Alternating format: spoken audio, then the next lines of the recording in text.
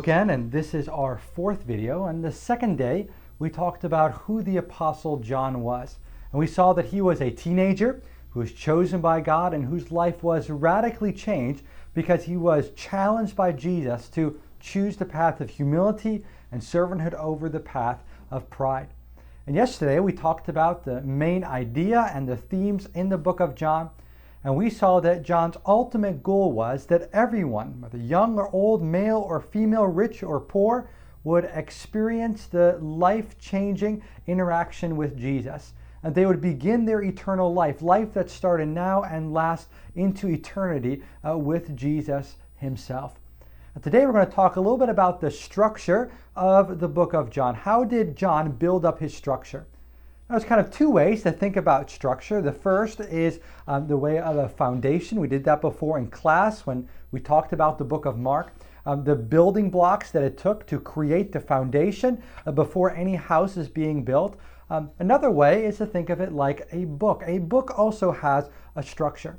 Now, just a minute or two ago, I picked up this lovely book. It is called The Pocket Full of Nonsense. Now, it is a very large book to carry around in your pocket, but let's see what it is about. This book, in the 30 seconds that it took me to read it, is about a small bear. And it starts off with the bear. His name is Fuzzy Wuzzy, wanting to find someone to play with. That is the introduction. Then it goes to the body, and we see that he tries to play with a cookie and an older man, a snake, a mouse, some pigs, a bunch of cats, a big dog, some chickens, until he finds a boy and a girl. And the book ends with Fuzzy Wuzzy the bear having a wonderful time playing with these newfound friends. Fuzzy Wuzzy finding friendships is just a very silly example of what every book has. An introduction, a main section, and then a conclusion. The book of John follows a similar pattern. It has an introduction, then it has several sections where John will communicate his main message, his main ideas, and then there is a conclusion where he's going to wrap it all up together.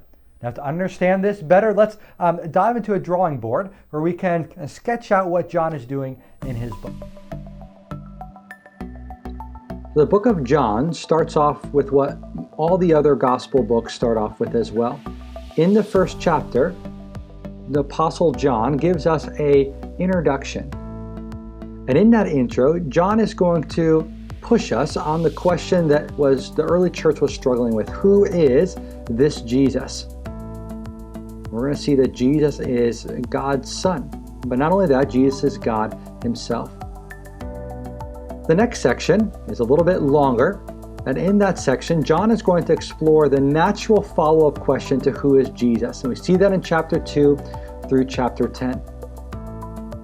In this section, Jesus is going to be doing several miracles that prove who he is, and Jesus is going to be having many conversations with the people around him.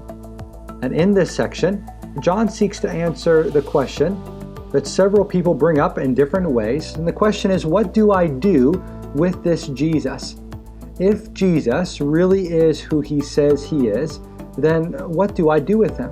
And people like Nicodemus have conversations with Jesus on that topic. Now, the third section is in the center of the book, and that's for a reason, because it is a turning point in the book.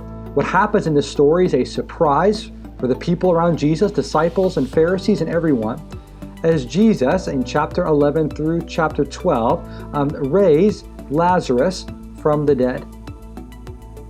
Lazarus was a close friend of Jesus. He had gotten sick. He had died. He was placed in a tomb, but Jesus' resurrection. But to do that, Jesus has to go to Jerusalem, which begins the next section. To Jerusalem means that Jesus is closer to his suffering and his dying. And we can split this next section in the book of John up in two sections. In the first section, that is chapter 13, all the way through chapter 17, Jesus is going to have a final sermon. Jesus' final words were spoken to the disciples.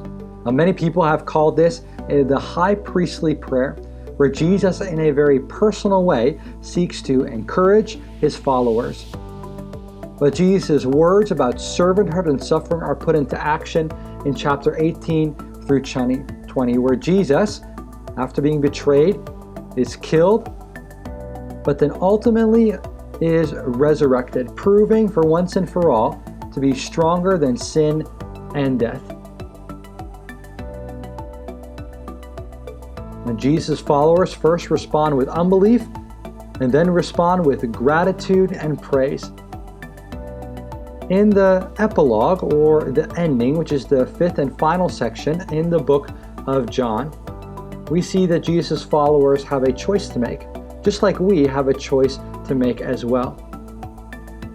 In the ending, Jesus' followers are challenged with the words of Jesus. Now those words, that challenge starts with, who is Jesus? Then what do I do with Jesus? Then following Jesus even when it's difficult, listening to his words, following him even through death, until in the end we hear Jesus ask Peter, do you truly love me? Do you desire to have a relationship with me? Peter answers, as all of the readers in the book of John should answer, as, yes, Lord, of course I do.